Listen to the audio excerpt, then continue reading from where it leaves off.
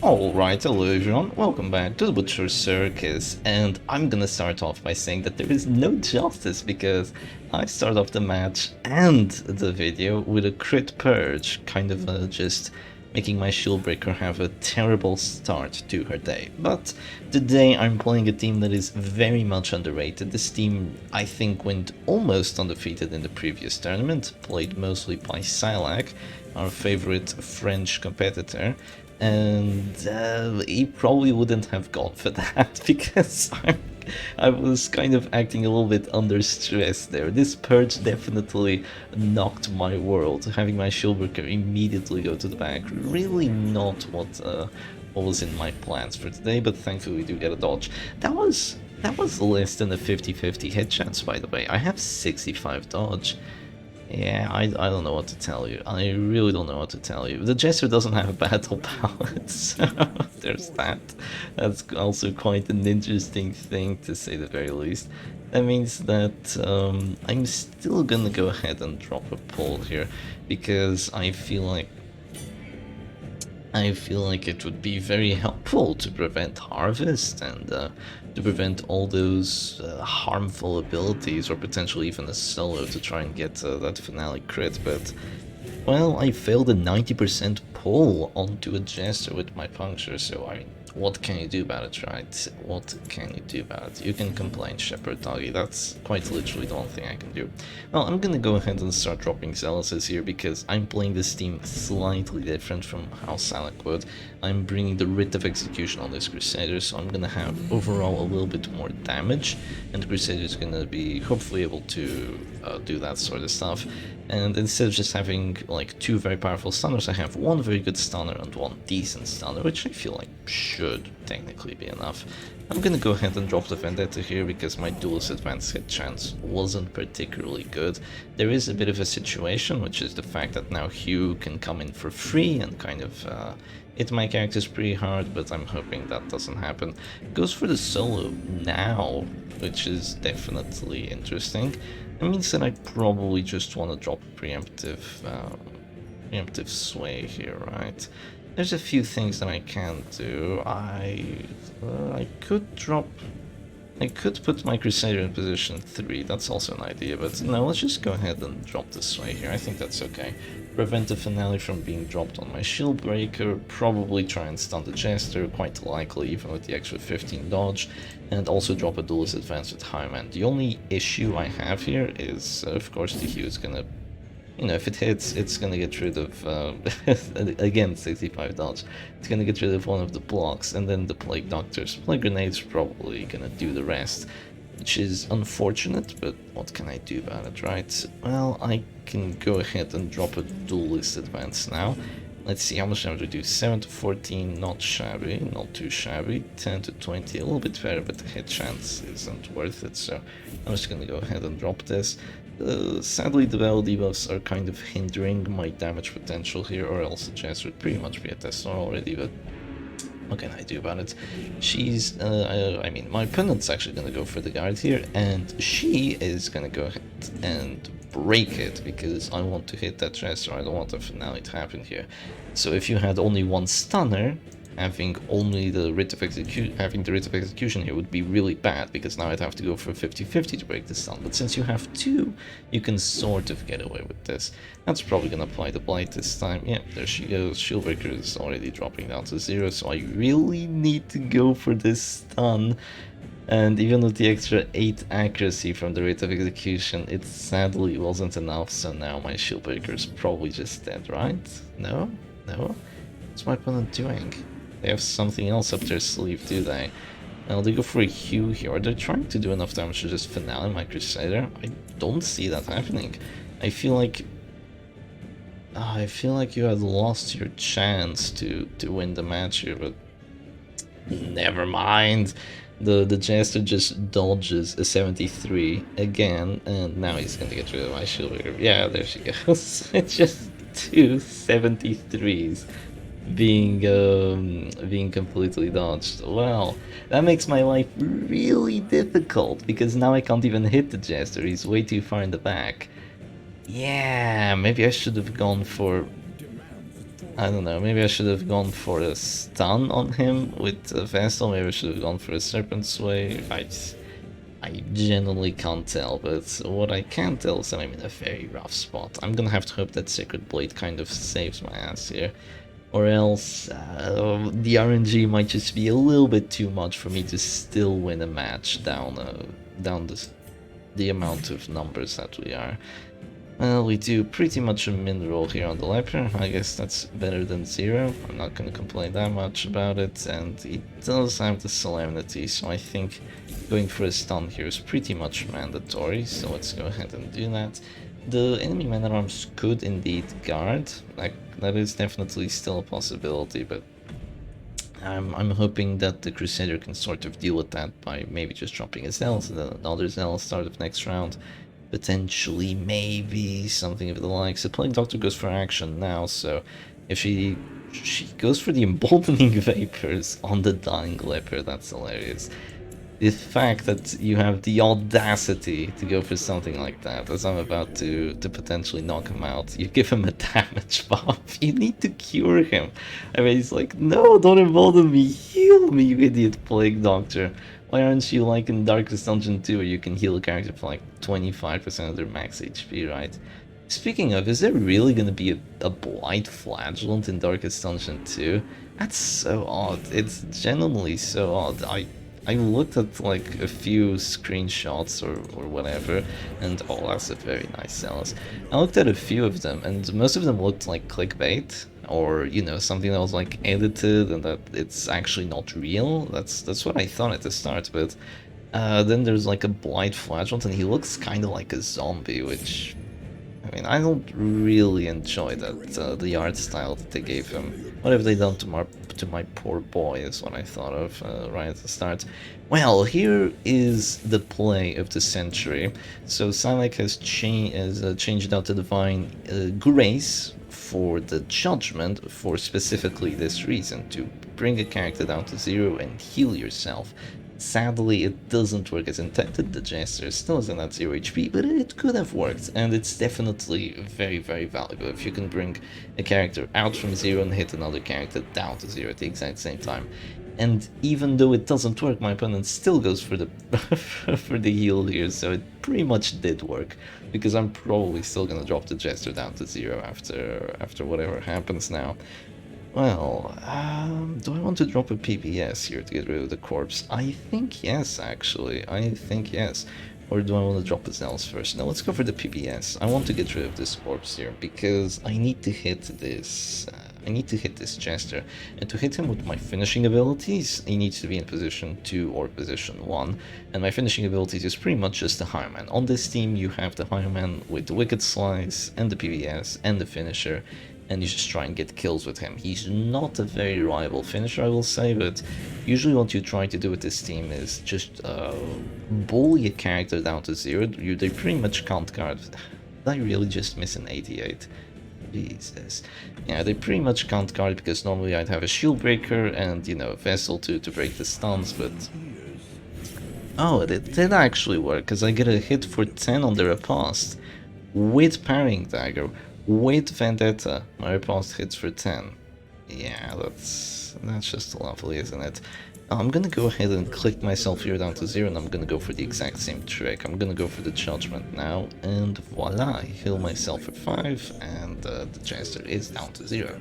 So that's exactly what I had up my sleeve. And now she can go for a heal, but after this it's just gonna be seriously? I would Zealous here, but I don't imagine it has a confirmed chance of doing enough damage, and also the men-at-arms can guard after. So I feel like just going for a Duel's Advance here is technically smarter, and after this I'm just gonna try to Zealous. Even if he does guard here, if he doesn't guard I will go for the stun instead, but if he does guard I will probably get 2 afflictions, potentially a death blow, and also a little bit of chip damage on the men-at-arms. So yeah, this team is definitely still somewhat pulling it off. I guess my opponent kind of let it slip. Wow, 4 damage on Retribution. Let it slip a little bit, and with the Jester being forced to kind of move forward into a sorry state, and with the Leper, you know, not having the exotic snuff, he got stunned, he wasn't able to drop solemnities, and after that it gets very difficult to save him, but I'm gonna go ahead and go for the Wicked Slice here. It was an 85. How come? Had he suffered the Death Star check already? Yes, he had, because of the stunning blow, so it went from a 70 to an 85, which is a pretty decent chance of getting the kill. And of course, if you fail one of those in a match, or like in a mirror match or something of the likes, you're pretty much done. Unless your opponent also fails one of those, that's one of the things that can happen. But yeah, now I can just click my Vestal, and you don't really need Divine Grace. It helps, it's definitely good having that big heal and the horror clear. The Divine Comfort is overall a hell of a lot better. You heal characters out of the store, which is its primary goal. You also heal characters preemptively a little bit. It's just overall very good ability. And also each and every time you do it, you have a chance of getting like a quadra crit heal, and then you just get lots and lots of Reddit upvotes if you post it on there. So if that's the kind of thing that you're into, you can just bring Divine Comfort and spam it whenever you can. And once you finally get that quadra roll, which is I don't know, like 1 in a trillion maybe, because each of them is 5%. Once you do eventually get it, it will be very, very cool. Now, this is one of the situations where I would prefer having the divine grace, but I'm thinking of risking it for the biscuit, but probably not the smartest idea at this point. So let's just go ahead and drop a heal here, play it a little bit safe. I was thinking of risking it. One of the biggest reasons I didn't do it is because if I click go for the PBS and just risk a 25 and then drop the heals to kind of just exhaust the bleed, the problem is that the repulse is going away, so I wouldn't even hit the Plague Doctor if I didn't even have to die. I just wouldn't hit her at all because the repulse would be gone. Well, but now I do have a chance of hitting her. Sadly, I can only reach with one character though, so that's unfortunate. I believe I have to go for the point-blank shot here first, and yeah, this is just a team that it gets to a certain point, and with the amount of heals and the tankiness that its characters have, because, I mean, you can see these 3 characters, they've been staying alive through a lot that other 3 characters probably wouldn't be able to. And usually they would still be 4 characters here, because the Shieldbreaker is one of the most difficult characters to focus down in any team, because, you know, 50 dodge and the Serpent's Way, very, very difficult to focus down. Of course, it happened here because not only was I crit purge to the back, I also failed 2 stuns, and the Harvest also hit her as well, so it gets very difficult to save a character if all those nasty things happen, of course. I'm gonna go ahead and go for the stunning blow here. I get the 35, and now, even though my opponent was once at a character advantage, they are now at a massive character disadvantage, and this Plague Doctor will eventually go down. So let's just skip on to the end. Alright, it didn't take very long. I was kind of expecting my characters to fail some of the death blows. That tends to happen with the last character standing, but honestly, even if my Vestal went masochistic, oofed herself, the Highman then wouldn't be able to heal himself, the Plague Doctor would get like an immediate kill. Even if all that happened, the Crusader would still easily be able to 1v1 the Plague Doctor, so at that point you kind of know who's gonna come out on top. But let's go ahead into a match number 2. Alright, and here we go, straight into a match number 2, and it isn't exactly straight into a match number 2 because I did have to beat 2 novices to get to this stage. And the reason I'm fighting this player, which is, I believe, an apprentice, is because they have a team that's quite different to what was being played before, and I want to see just how well this would do. Oh, I am so sorry, you don't have Holy Lands. I gotta do it, man. Yeah, that's gonna be a pull on the Occultist. No more Occultist pulls for you, and also the Crusader can only rally to the flame from now on. So that's definitely something that you should account for when you build your teams, especially when you have characters in the back that just love being disrupted and, well, ironically love being disrupted, and characters in the front that can't deal with being disrupted. It's not as bad as I've seen some novices do it. I've definitely seen a hell of a lot worse than this, but Still kind of unfortunate for our opponent here, to say the very least. I'm gonna go ahead and drop a Vendetta here because I fully plan on dropping a Holy Lance onto the Antiquarian and maybe dropping a Pole or something of the likes. She's quite a valuable character here, and considering the prot of the other ones, I would rather Holy Lance into her than Holy Lance into the other chaps at this moment. And if I want to Holy Lance, even with the rate of execution, my accuracy is only 98. So yeah, even with the minus 20 dodge, my hit chance is still 78. We do land, but we land pretty much a mineral, which is unfortunate. Would have absolutely loved to drop a crit there. That would have meant the Antiquarian would actually be at this door, and the Vestal could go for the kill with the Judgment, because you can't reach position 4, you typically can't reach position 4, you can, you typically can't. Meaning, you know, Crusader usually can't, apart from Holy Land. Shieldbreaker can, but just with Puncture, she's kind of the one that allows the rest of the team to hit position 4, but if you have a Vestal with Judgment, you can hit position 4, which is really freaking cool. It usually doesn't happen. Usually you see the Vestal as this sort of character that's locked to being hit, to hitting only up until position 3, but if you do bring the Judgment, that's no longer the case, and it's an ability that's definitely very slept on. It's underrated, kind of like most of the characters in this team, honestly. Iron Man, very underrated. Shieldbreaker, mostly underrated as well. Feels like she's not given enough love, not given enough... feels like people just don't try her as much as they should, because she's definitely a very cool character. And what else? The Vestal, definitely underrated, most definitely. Lots of players don't even acknowledge her as being a very powerful character, which she definitely is. Only like a couple players I see consistently bring the Vestal, mostly just Salak, which is why, you know, she's Salak's waifu, and my opponent's surrenders here, because honestly a little bit premature. I feel like if they dropped Bell after Bell, they probably could have still won that match, but if they didn't want to, then we can always go for match number 3.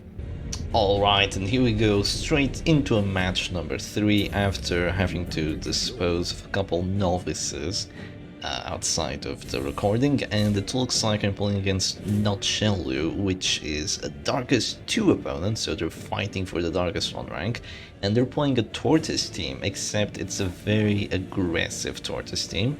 So that's quite an interesting setup you've got there, buddy. And what should I do? How should I start this match off?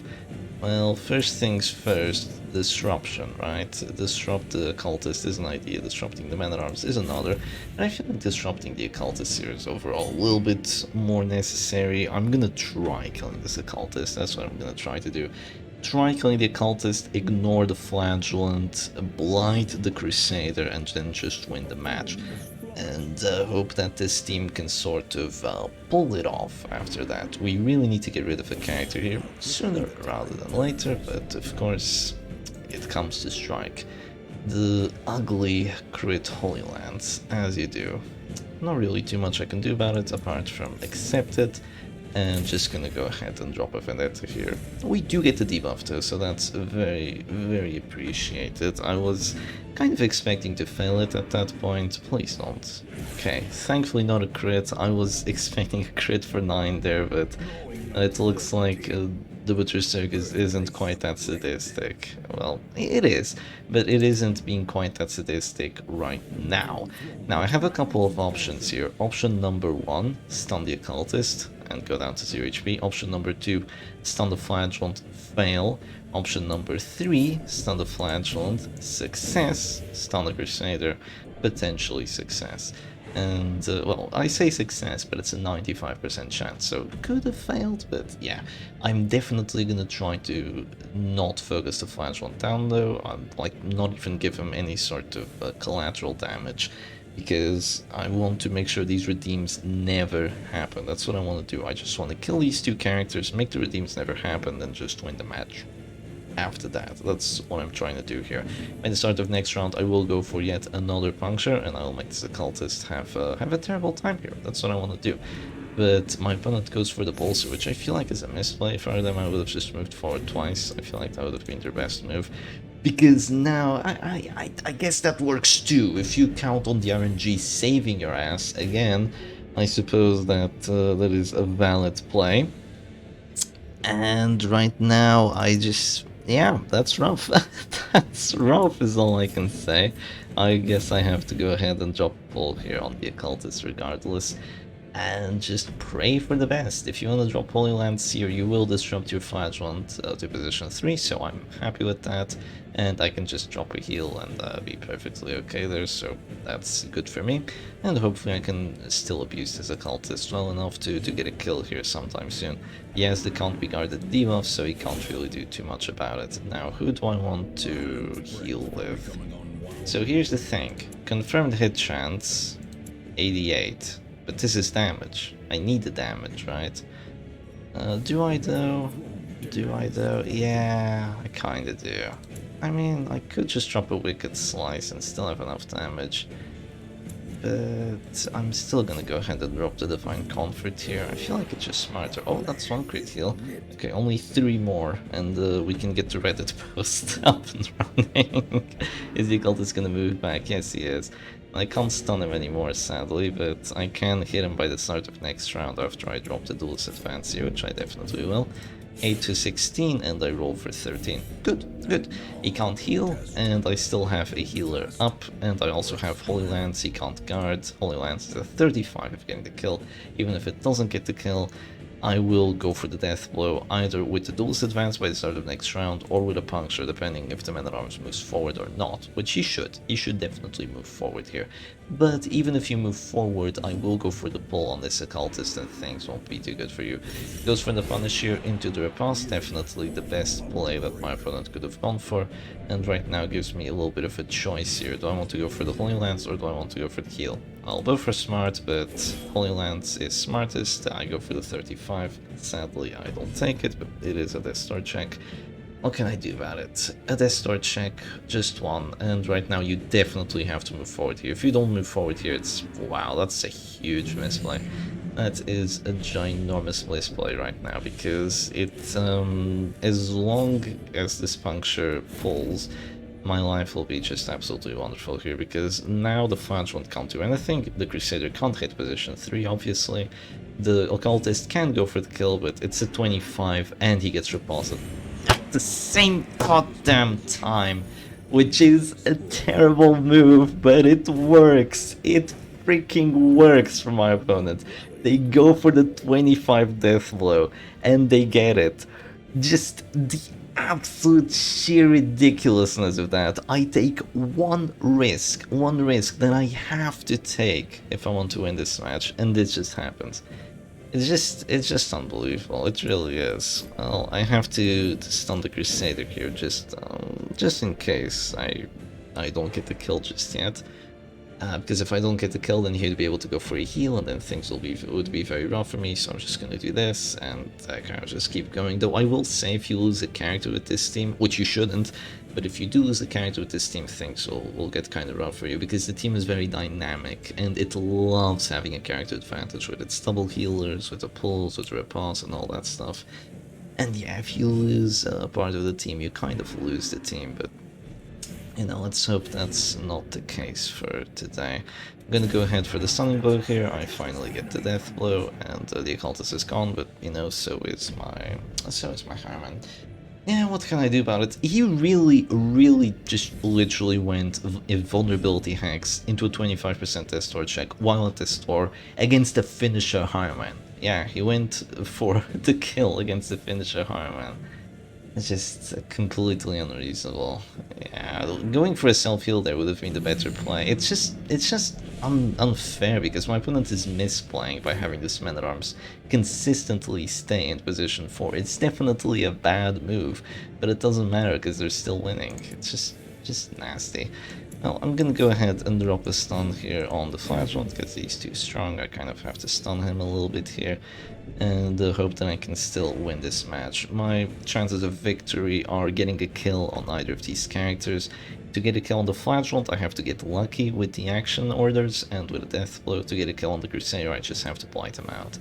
So let's see which one is gonna happen. He's gonna move forward here, so I think I'll go for the blighting out on the Crusader. If he wants to move forward immediately, he's gonna go for the Holy Lance. It hurts, it definitely hurts.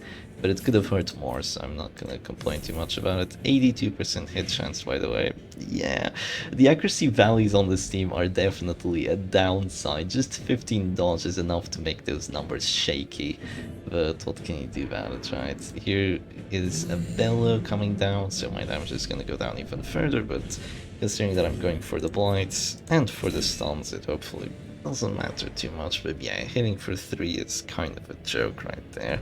I want to be able to perma-stun these characters, so that's kind of why hitting for 3 isn't exactly ideal, to say the very least. But, you know, what can I do about it? I could move back here. That's one idea. Probably not a very good one, though. Yeah, I'm thinking of moving back with the Crusader, but that's probably not the smartest move I have. We'll just go for a pull here on the Crusader, which fails, but I don't think that will impact too much at this point in time, since the enemy occultist is already gone. I think you would rather go for the Reign of Sorrows here to get the Affliction, and indeed my opponent does get the bleed as well, which is unfortunate. There is Crimson Hook on that Flash Wand, but oh, I get hopeless. I can see it already. I can see it already.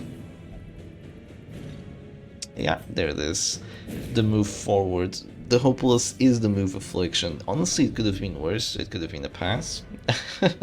It could have been a pass. That would have been a hell of a lot worse, but the reason that's still bad is because I have so many Bellow debuffs that my Holy Lance just tickles right now. And there's gonna be yet another one, so yeah. How much damage does my Holy Lance do? It's not going to be exactly 0 because this Crusader doesn't have Pit Fighter's Helm, so I will still tickle for a little bit. And I think I will still drop the Holy Lance, even with this many. Yeah, I gotta get back into position, honestly. I still need to do this. As bad as it looks, I feel like that's still my best move. And right now, my best move will be to go for the Adder Skits here again, hopefully get the Blight once more. Good, good. That means the Crusader will be going down to 0 shortly, and then it's going to be a 3v2, and we might still be able to win this. Emphasis on might. They go for the stun here, which is definitely an interesting move. It will bring me down to 0, but it's interesting because it doesn't do any stress. So it doesn't really further their win condition, which is obviously what my opponent should be trying to go for. Now, I don't imagine Dazzling Light doing 3 damage here. Nope, not even close. This does 2 to 4, and voila! 2 to 4, and the Crusader goes down to 0, which is exactly what I want. So I'll be able to go for the Distort checks starting next round. My opponent tries to go for a guard, we puncture. If the puncture... No, the puncture can't fail. They still go Defender! How? How is this person misplaying so much and potentially still winning this? It's beyond me. I don't understand. They've done like 3 clear misplays. Just straight up misplays. And they're still in a spot to win this match. Just absolutely unreasonable how this is. This is Butcher Circus in a nutshell, isn't it? Yeah. Yeah, kind of unfortunate. It is normal though. Like, yeah, I'm not saying that I don't misplay, or I'm not saying that you know, it's that they should be punished harshly for it. But you know, it is still it's tilting me. It's tilting me for sure. Well, I'm gonna go ahead and go for the 50-50 now, and yes, I take the death blow. Okay, it is as of now a 3v2, but it's not a perfect 3v2 because my Crusader has taken a decent amount of stress. I could go Virtuous, but he has taken a decent amount of stress, and so has my Vassal. She's also bleeding for a little bit, which isn't ideal, and you know, even though Divine Comfort is a heal, if the stress just keeps piling up with the stuns, it definitely won't turn out too good for me. That's also not too good. I'm thinking of going Judgment. 2. 1 to 2. Maybe I should focus the flash on down now. That sounds horrible. When did he die? I can't remember. You're probably gonna blight out, honestly. This looks weird, but I'm gonna go for healing. I just don't have any better move. I'm not gonna go for a 45 stun. I don't think that's the smartest move as of right now. Come on, Virtue, Courageous. Oh, they got the bleed. Come on, Courageous. Is there justice? Okay, there's justice, there's justice. I get Stalwart, which is probably the worst virtue, but it's still a virtue, so I am 100% not complaining right now. I'm gonna go for the stun, which hits for 0, which is actually really good, because now the Flagellant still can't use his heals, which is exactly what I want here. I don't want the Flagellant to be dropping his healing moves. This corpse will probably not be dropping. I imagine that DOT is not going to be enough next round, but I think what I'm going to do here is that I'm probably going to drop... please resist the debuff. Yes, I resisted! Look at the debuff resistance! You don't have Eerie Eye. I actually get the debuff resistance there because of that. I'm gonna go for the pull now on the Men-at-Arms, and this is gonna make sure that I do enough damage to the corpse to make it dissipate. And not this round, but make it dissipate the next round, right? I don't do 10 damage, I don't think. Ah, I could do 10 damage. I don't want to. I guess I have to go for the stun now then. Let's go for the stun. It's a 30. I take the 30. Oh, how quickly the tide turns. I take a 30% stun and a 30% virtue chance. Yeah, I've been fortunate now. It started off quite unfortunate, but it seems that the tables have turned. I'm gonna go for the Other's Kiss now. Lots of blights coming down, and I'm hoping that my stun still does 0 damage. Please do 0 damage, Dazzling Light. I would very much appreciate it. She does a little bit more stress, that's okay. No, it's doing damage now. No, that's bad. Now there's redeems available. Maybe my opponent doesn't get to use them though, because since they just had to move forward, I might be able to get a kill here. If I drop a Zealous now, I might... oh yes, I might be able to get a kill here. The crit Zealous definitely helps towards that. Oh my god. Yeah, this match did not start off too well for my opponent, but had they not committed the misplays that they did, I feel like they definitely had a much better shot at winning this, but it just goes to show that this team, it is good. It's surprisingly good. It doesn't feel like it would be this good, but it genuinely is.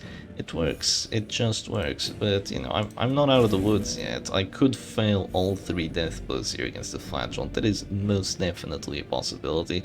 I probably misplay already by going for the Zealous Accusation. Typically you'd want to go for, if you have the chance to, you want to go for the highest death blow chance last, because kind of how numbers work. It's difficult to explain, but you usually want to go for that one last. I do imagine Puncture does damage, right? I sure hope Puncture does damage. 2 to 3, yeah, it should do damage. 35 to get the kill? We don't take it. It's gonna have to come down to the 50-50 and the 25% stun chance. Let's see, I move forward, that's okay. I'm gonna go for the 50-50. Wham bam. Thank you, ma'am. We take the Flagellant, and now, as good as your Man-at-Arms is, he takes a blight that's perfectly timed, cuts his entire health bar, and my opponent surrenders because you cannot win against a virtuous Crusader. You're just gonna drop Rally to the Flame until the end of times, or you know, until round 40 if you really want to go that far. And that is gonna be a big GG's for the Oppressive Vestal. Definitely one of the coolest, most underrated teams in the Butcher Circus. Definitely try it out.